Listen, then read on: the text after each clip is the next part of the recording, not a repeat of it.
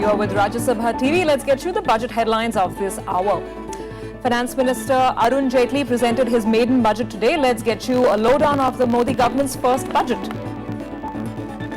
On the issue of goods and services tax or GST, Jaitley said some states were apprehensive about surrendering their taxation jurisdiction. The Finance Minister has assured that a solution will be found before the end of the year. I have discussed the matter with the states both individually and collectively.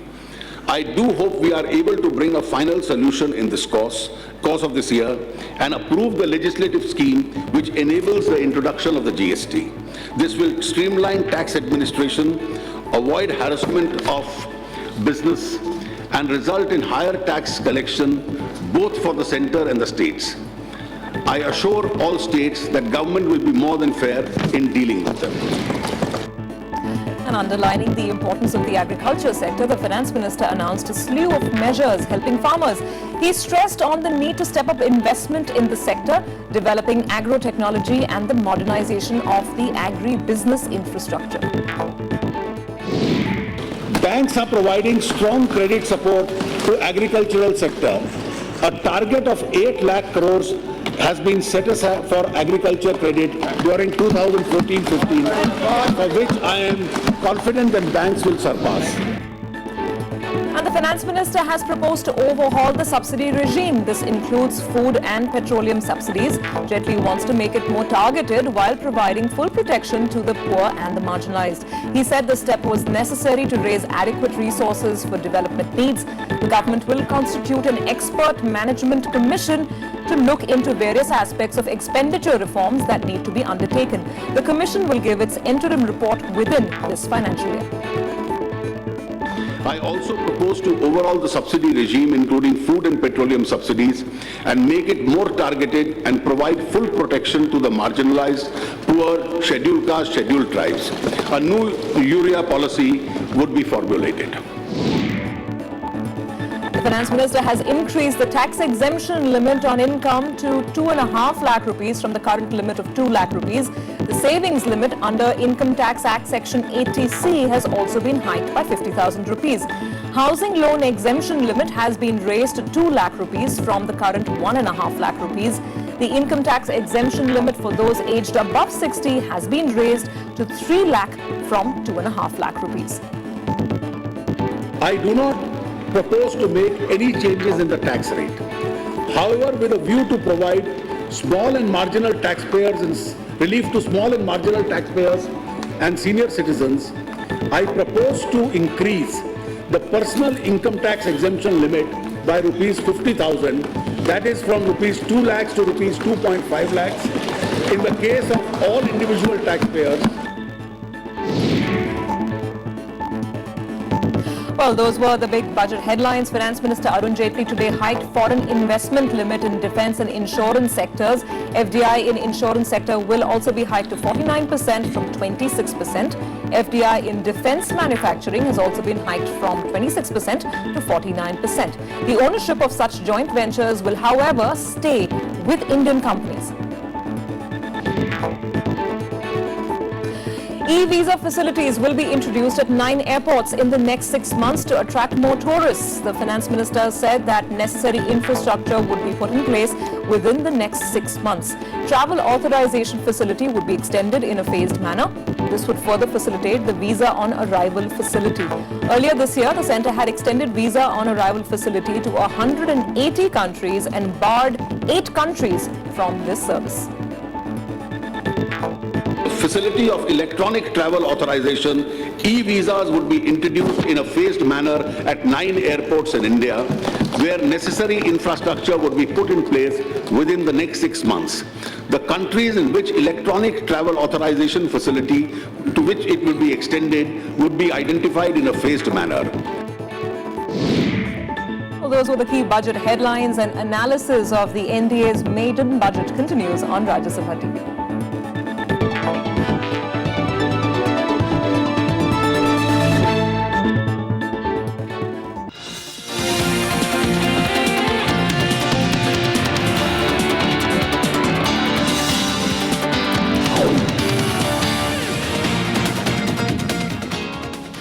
You're with us on Rajya Sabha TV and we continue our analysis and coverage of Budget 2014. Is it a budget for अच्छे दिन? क्या अच्छे दिन सच में आने वाले हैं? Our experts are joining us in the studios. We have market expert Jagannathan Thunuguntla joining in. Jagannathan, great to have you here.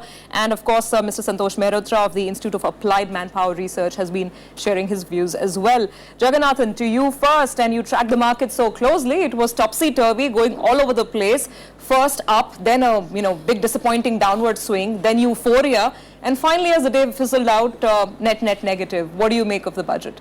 Even the market is got confused what to make of it. That's why the movement was like that. But on a serious note, it was a very good budget. I think when expectations are so high, very difficult to meet. I think despite that pressure of expectations, I think the finance minister and the government has delivered fairly good delivery, considering they have only 45 days to work. I think market has more or less made up the mind. February 2015 budget, probably they'll make the real inroads by the time they'll have time and understanding. But even for a 45 days, it's a fantastic job. What makes you say that? Why are you giving two big FDA announcement for which for last 10 years or so debate was going on, and always something or other was happening. If such a bold decision can be taken in 45 days, it's a I missed that. Which decision are you referring beat to? FDA in defense and insurance, because sometimes it's the message that you send is very important. I'm not saying tomorrow morning there will be billions of dollars incoming either of the defense and insurance. Make no mistake, in next 3 years also you may not see even one deal. That's fine. But point is that the message that you send to the market is more than loud and clear that they are here for the business and they meant business. And one more thing is if the optimism in the capital market is good, sometimes that rubs off into the positive sentiment into the corporate world. That is very important, because that is how your fundraising happens, that is how your capacity building happens, that is how your new projects happen. What I'm trying to say is that he has been successful in keeping the market optimism and the market upbeat mood intact. That is very critical in fundraising, and which is the lifeblood of project and capacity expansion. That's what the entire political spectrum is alleging, saying that it was a budget for the markets, it was a budget for corporate India, not really a budget for the poor man. Even if it's for corporate India, that's good for job creation. What's wrong? Because if the corporate India is in a good mood, they'll hire, they'll start the new project, they'll do the capacity building. So I think nothing wrong in I don't buy that logic of it's a corporate budget. Even if we assume it's so, even then it's a fairly good job, because that is how your economy gets triggered. Sure. So let's take up some of these points one by one. How much of a catalyst will some of these measures be in the coming 1 year? Mr. Mehrotra, you were describing some issues earlier as well, particularly boost to growth, boost to manufacturing, and then therefore jobs. What are the most critical aspects of this budget which give you that hope? I'll come back to manufacturing in a minute, but I think the base of the economy and most of the people are employed in agriculture. So let me say a few words about agriculture. And there was much that was very heartening about what he said about agriculture. For instance, he's talking about farm credit being increased, and the farm credit target is intended to be 8 lakh crores. But more importantly, he said something else. He said that, currently farm credit, institutional farm credit is given at the rate of 7% per annum. But he said that for timely repayment, the farmer will get a rebate or a discount of 3%. Now that brings the rate down from 7 to 4. 7 minus 4 is, 7 minus 3 is 4. So I'm saying that's a hugely important move for the following reason. Contrast this to 5 years ago, when the UPA government actually gave a 65,000 crore farm loan waiver, which is a complete, it was unfortunately, I hate to say this, but it was a brainless thing to do for the following reason. Because what it does is that it gives out the message. I'm taking the cue from Mr. Jagannathan. It gives the message out to those who are repaying. We can stop repaying. Actually, we don't really need to repay, because all repayers as well as non-repayers are being treated equally. They're all being given a free ride. On the other hand, here there is a clear message being given that if you repay, you will get 3% off from your interest rate. That's a very effective way of ensuring continuation of repayment. Sure. So that's a very important move. I thought a second move in regard to agriculture was about creating warehousing capacity, the allocation of 5,000 crores for a fund for this purpose.